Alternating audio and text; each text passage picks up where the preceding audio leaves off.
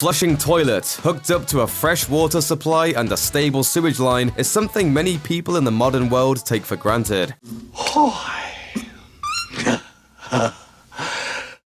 According to the World Health Organization, approximately 2.3 billion people don't have access to the basic sanitation afforded by modern plumbing. But all those people still turn food into waste, and that waste still has to go somewhere. Unfortunately, without plumbing, it ends up going pretty much everywhere you don't want it to go, including into soil or into bodies of water, sometimes causing the rapid spread of nasty and potentially fatal diseases. Some of the poorest, their toilet may look like this.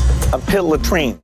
This problem weighs on the minds of plenty of people, including some of the crusading heads of charitable foundations and some of the world's most inventive scientists, who have been trying to solve the problem of poop and make widespread sanitation possible. In the latter category, for example, there's Bill Gates. The Microsoft founder and his wife spend most of their time these days funding and facilitating projects via the Bill and Melinda Gates Foundation. Since 2011, the foundation says it's invested $200 million and pledged another $200 million to make the toilet issue in the developing world a little less, well, crappy. On November 6, 2018, Bill Gates spoke at the Reinvented Toilet Expo in Beijing, China. A place where inventors and organizations showed off cutting-edge bacteria-killing, literally life-saving bathroom technology.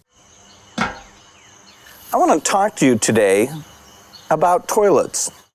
Gates really wanted to drive home his message about how dangerous a problem poor sanitation can be, and so during his speech, he held up a jar of human feces to demonstrate how many toxic bacteria are present in even a small amount of human waste.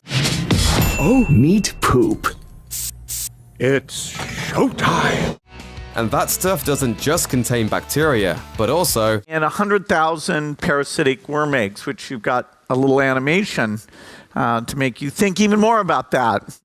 But the real stars of the Reinvented Toilet Expo were the 20 toilets of the future on display. And these designs really are something special, as they specifically don't need a connection to water or sewage lines. In other words, they can be used anywhere and everywhere, especially in communities that don't have plumbing infrastructure in place. Gates is a fan, placing this new category of Johns among, quote, the most significant advances in sanitation in nearly 200 years. One of the most notable loos at the Reinvented Toilet Expo, the suitably scientifically named Nano Membrane toilet. Here's how it works. After a person does their business, they close the lid. That sets a series of gears into motion, which flush waste away into a holding tank at the bottom of the toilet, but without needing any water or electricity. As the mechanism rids the toilet of waste, a thin blade scrapes the bowl clean. A spiral device elevates only the solid parts of the waste out of the holding tank, cutting it into small pellets and then feeding it into a tiny combustion chamber.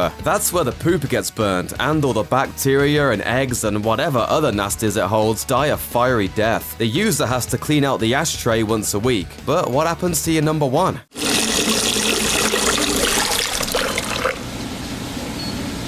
Evacuation complete.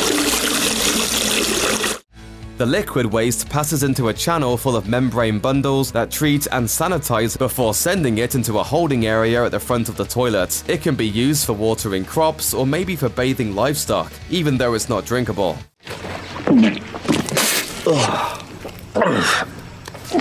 Don't do that.